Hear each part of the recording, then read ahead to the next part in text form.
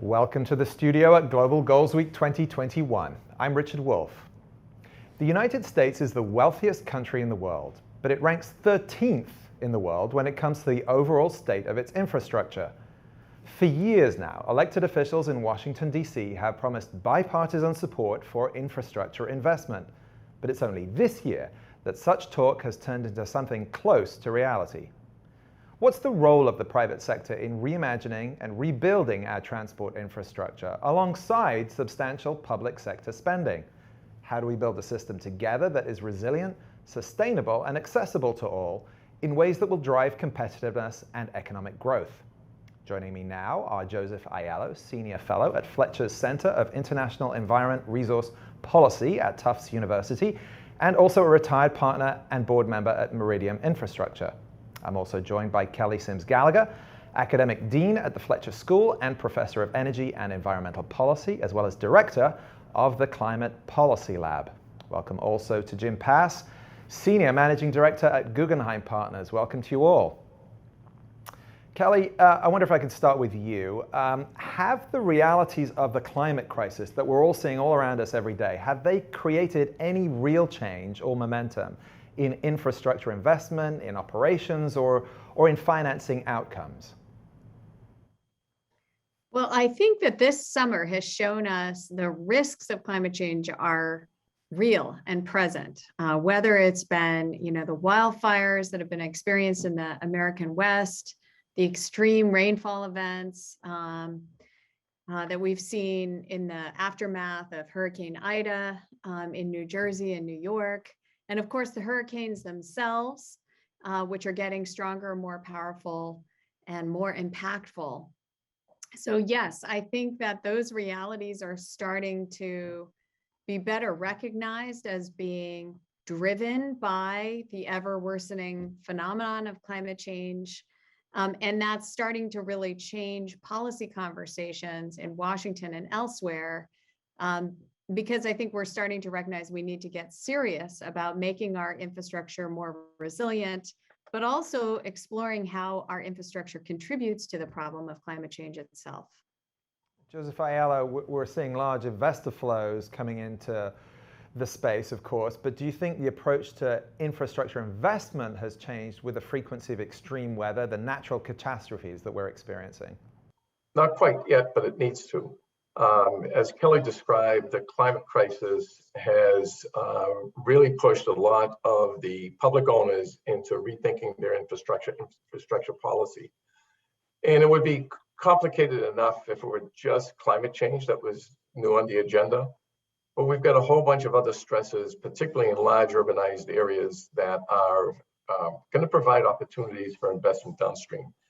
And that is to make sure that each of these regions maintains its competitiveness, that we adapt to technological change, we adapt to what has happened with COVID, which is the big shift in the way that we go to work or don't go to work and the way we live. All those things need to be integrated, and the private sector is going to have an enormous opportunity to help government think about what investment patterns should look like so that we can have outcomes that we all would embrace. Jim Pass, that leads to a natural question for you, looking at investor flows and the role of the private sector.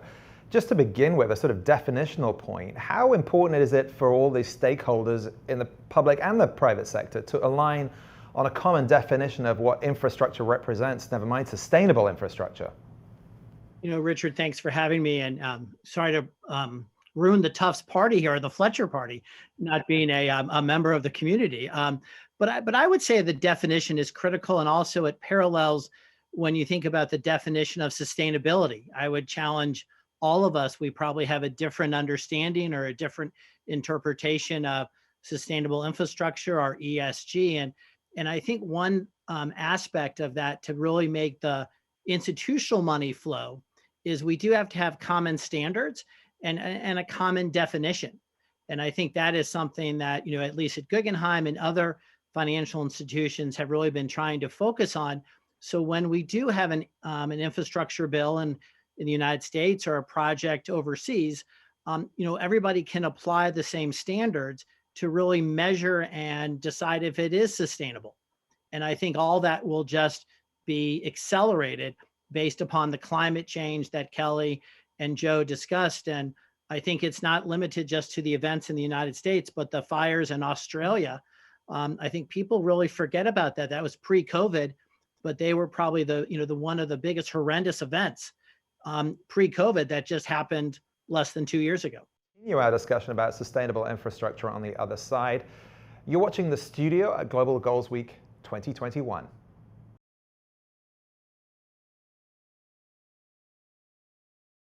Welcome back to The Studio at Global Goals Week 2021. We're talking about sustainable transportation infrastructure with Joseph Aiello from Fletcher's Center of International Environment Resource Policy at Tufts University, Kelly Simms Gallagher from the Fletcher School, and Jim Pass from Guggenheim Partners. Joseph Aiello, question for you. Why do you think we've seen such an interest in infrastructure from this Biden administration so early in its time in office? Well, it's very clear from when Joe Biden was a candidate seeking the Democratic nomination that he was extraordinarily committed to the climate change crisis that was before us. And coming into office, it's delightful to see that he has created a great coalition with the Congress to really accelerate this.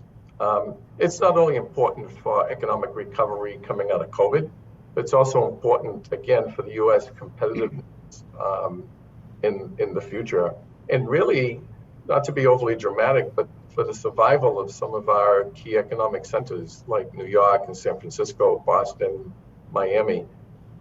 So well overdue, probably lost a good 4 years of treading water, but glad we are in the position where we are, and hopefully we can see this bill passing.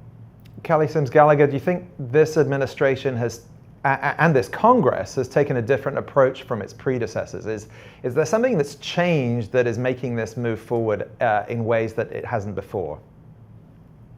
Yes, I think, well, it's a very clear shift from the Trump administration to the Biden administration for lots of reasons. I mean, the acceptance of climate change as a challenge, is really probably the most crucial difference. But I think the other exciting change is that the Congress seems much more receptive to bipartisan approaches than it did in prior years. So the fact that we had a bipartisan bill pass the Senate, and now that the House is taking up this legislation on infrastructure is quite significant in my mind. We've never had that before in recent memory. And I think we're starting to see a recognition that there's a lot of different types of infrastructure that need to be addressed that we might not think of traditionally as infrastructure, whether that's natural infrastructure like wetlands and floodplains that we need to be enhancing and protecting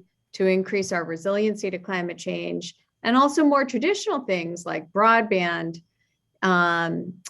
infrastructure, which enables us to implement more digital approaches to infrastructure management, vehicle to grid type infrastructure, electric vehicle charging, and so forth. So a lot of different new types of infrastructure that are envisioned now that I think weren't sort of in the political conversation even 5 years ago.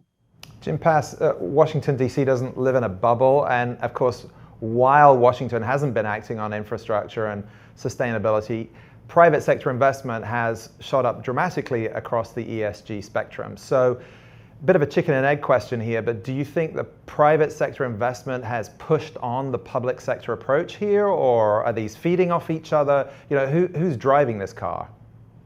I think it's a combination of both. I think recently, there's been greater corporate leadership, really towards the SDGs, trying to push forward standards or climate change. And really, I think we believe you'll see a much larger commitments being made by corporations as we go forward to net zero commitments and so forth. We have different countries taking the lead on disclosure and disclaimers. So I think in many ways, the United States, is a leader and has to get out and lead. And, with the current administration, they're definitely trying. I think the challenge will be, the definition and also how do you pay for it? I think if you look at different times, we've had infrastructure bills in the past, it's been a different crisis. And here it's more COVID related and trying to, raise all boats. And I think the climate change is somewhat the neutralizer for everybody because it's impacting all regions of the country. We're going to take another quick break here. We'll continue our discussion about sustainable infrastructure on the other side. You're watching The Studio at Global Goals Week 2021.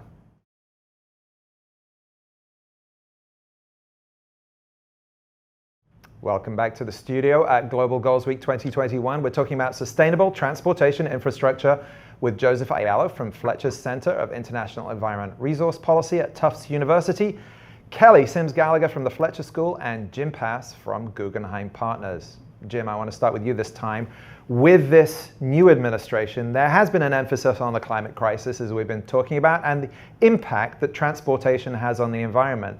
How do you think this new emphasis will impact infrastructure investments? What do you think the path is forward? The path forward, I think, is rather straightforward. We'll see more opportunities, transformational projects, whether it's related to electronic vehicles or charging stations, lighter rail cars for subways, whatever it may be, a different definition maybe of airports or a different treatment of airports. But ultimately, it's going to be how do you manage that transition in a cost-effective manner. Cities, states, the federal government has contributed tremendous amount of capital as well as the private sector has, and none of our transportation assets can be seen as stranded. We have to make sure that they can evolve in a new environment and really move people, move jobs. I mean, it's the age of mobility. Sometimes people will refer to that to data, but it's also individuals and so forth. So transportation, I think, it will remain a key. And of all the projects we look at, we're looking at, what is the future? How can they adapt on a going forward basis? Joseph Aiello, on a more local level, what's your experience of the impact of infrastructure in the environment in Boston? What immediate challenges have you faced? There's certainly dramatically changed the playing field in Boston. If you look at the Transit Authority, where I had just stepped down after serving as chairman, the notion of decarbonization of the commuter rail fleet and the bus fleet was not even on the horizon 5 years ago. Today it's front and center and what's going to be driving the investment process. And getting back to what Jim just described, you don't do that in isolation. You have to have dependency on an expanded grid, a much more redundant grid. You have to make sure to achieve the decarbonization credits that power itself is green. None of this was part of the discussion at the local transit authority, and it's fair to say the same discussion is happening in every major metropolitan area in the U.S.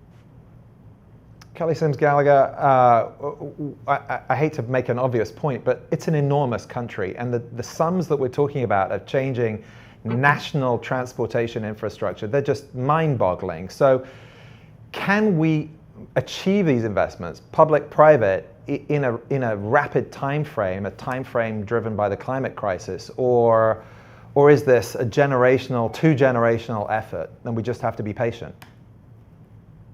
Well, I think there's two ways of looking at this. I mean, there's the what if we do nothing? What if we fail to make these investments? We are already seeing the consequences of that, right? Multi-hundred billion dollar, climatic impact events that, are very costly to local economies and to the country as a whole. And of course, this is replicated in other countries. So, there's that notion of, an ounce of prevention is worth a pound of cure. I think in infrastructure investments, this is a really valuable idea because every dollar we can spend now, if we're thinking to spend each of those dollars wisely in terms of maximizing their resiliency benefit and maximizing the mitigation benefit, will be, preventative. So every new building we build should be a low carbon building, a green building, but it also should be resilient to the climate impacts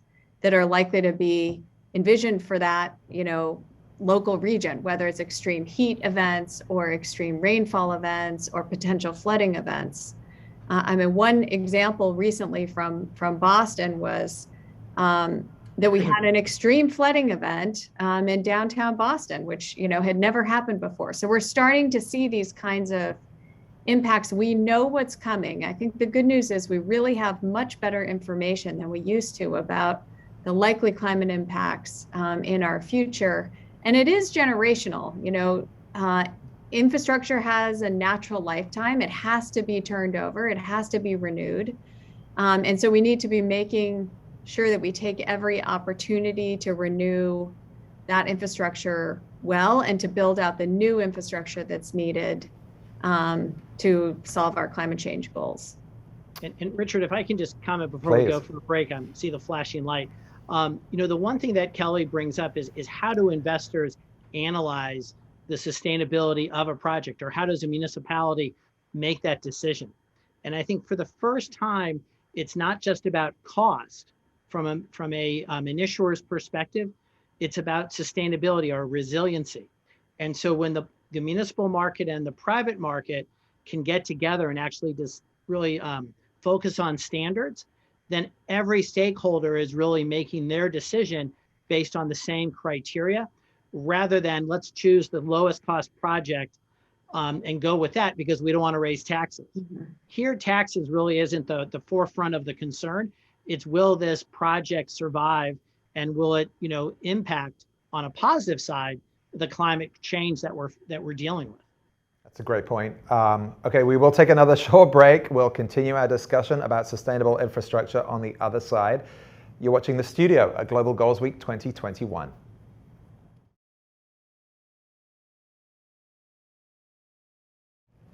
Welcome back to The Studio at Global Goals Week 2021. We're talking about sustainable transportation infrastructure with Joseph Aiello from Fletcher Center of International Environment Resource Policy at Tufts University, Kelly Simms Gallagher from the Fletcher School, and Jim Pass from Guggenheim Partners. Kelly Simms Gallagher, we were talking about the social and environmental impact of transport. I wonder if you could talk about the work you've been doing at the across the board to invest in solutions and build the resilience that we were just focusing on transportation infrastructure that can actually survive the new climate that we live in. Well, when you think about the social and environmental impacts of transportation, there's so many. Just to begin with, we have to understand that mobility is really an essential service that's enjoyed by every person in every city or town on the planet. There's a lot of equity issues associated with access to mobility or unequal access to mobility. So we think, and we should be thinking hard about how our new infrastructure investments are going to affect different people in terms of their ability to get where they need to go, whether that's getting to work or being able to move their families from point A to point B.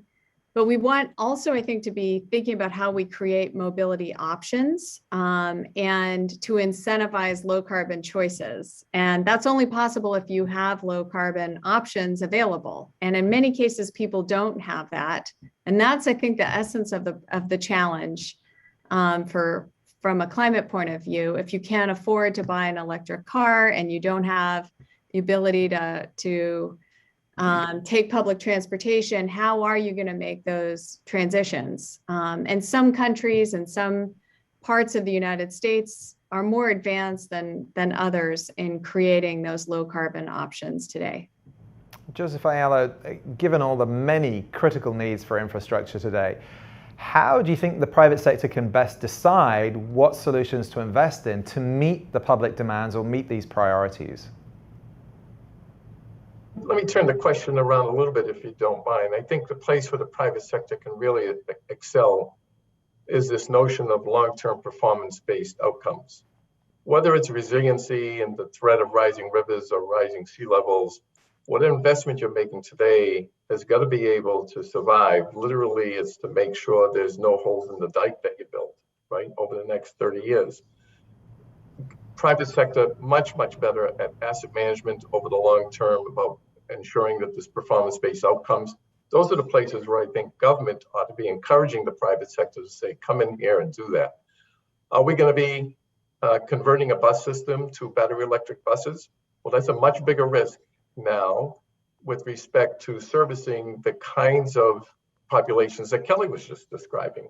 if the electric grid goes out, it's not just a diesel engine breaking down and therefore someone missing their buses. All buses will go down in that system and therefore depriving people of the ability to get to work. Having the private sector and their discipline around performance-based outcome and long-term resiliency targeting is a place where government should welcome in the private sector for investment. Jim Pass, do private sector investors look for certain things in sustainable infrastructure today that say they didn't a couple of years ago? I mean, is there a changing perspective that we're seeing?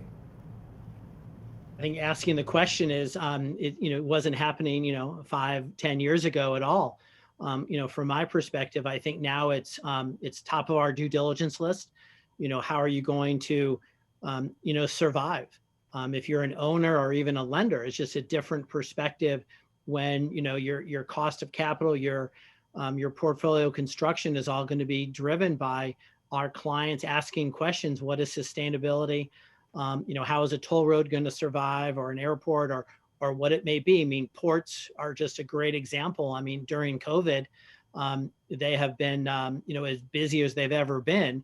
And now they're going through a transitional period with some new fuel requirements for the vessels that are bringing their cargo. So it's an evolving field. And I think a lot of investors are focusing on ESG, but also leaning on the 17 goals from the UN, the SDGs are very, very critical, because a lot of transportation assets rely on international cargo.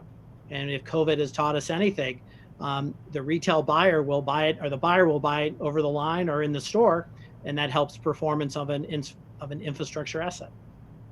Okay, we're going to take another quick break and continue our discussion about sustainable infrastructure very soon. You are watching The Studio at Global Goals Week 2021.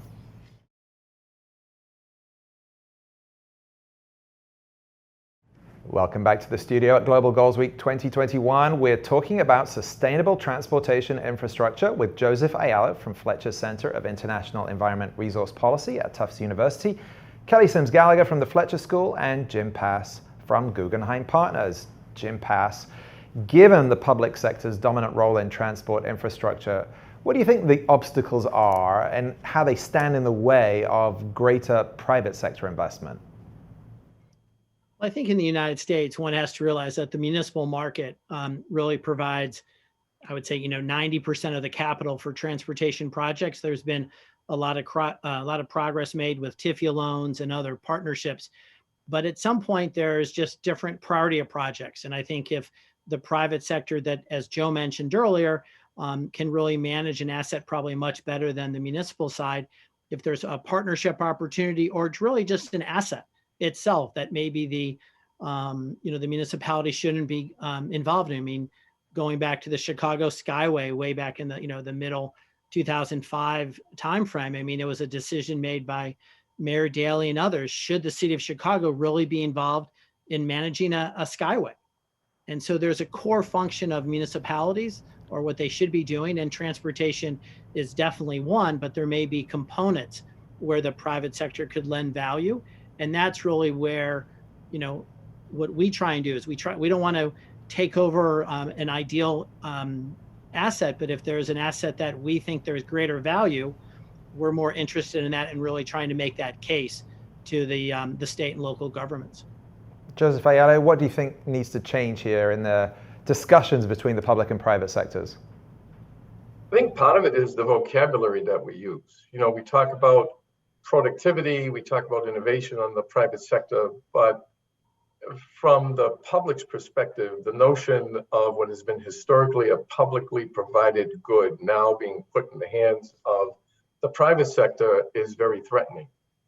But at the end of the day, if you think about every citizen as a taxpayer, and to the extent that you can get greater productivity, get greater accountability from the private sector than you've been getting with your public, with your taxes that you've been paid through the private sector implementation model, that would provide a great relief against those who are worried about increased taxes over time to continue to support the kind of spend that needs to happen to get us through this COVID and climate change crisis. So I think if we in the private sector can use some better vocabulary that's more meaningful to the body politic, that conversation might get better.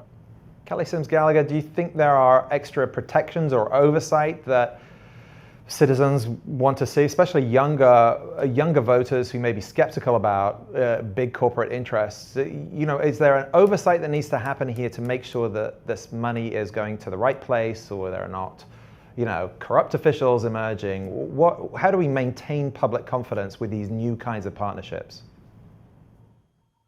Well, I think the first answer to that is robust stakeholder engagement and making sure people who really have a stake in the infrastructure are involved in the planning and execution of these projects. But I think more broadly, government has a very important role here to put some guardrails on the infrastructure investments, clarifying the priorities, so that we make sure we accomplish the goals we're setting for ourselves, whether that's electrification of the transportation sector, improving mobility for all, decarbonization.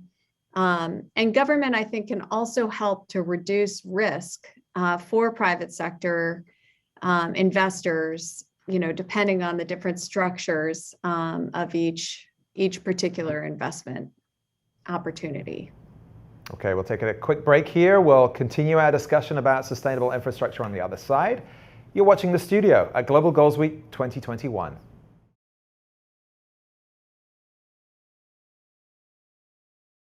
Welcome back to The Studio at Global Goals Week 2021. We're talking about sustainable transportation infrastructure with Joseph Aiello from Fletcher's Center of International Environment Resource Policy at Tufts University, Kelly Simms Gallagher from the Fletcher School, and Jim Pass from Guggenheim Partners.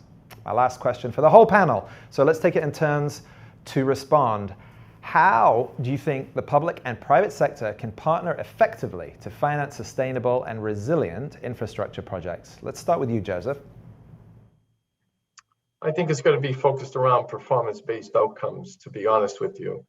Talk about mobility and transit as an example. If you go almost anywhere around the country and you look at a system that was built 35, 40 years ago, system that should have 25 to 50-year lifespan for all of its assets, pretty reliably, those things have been under-maintained and not providing the service.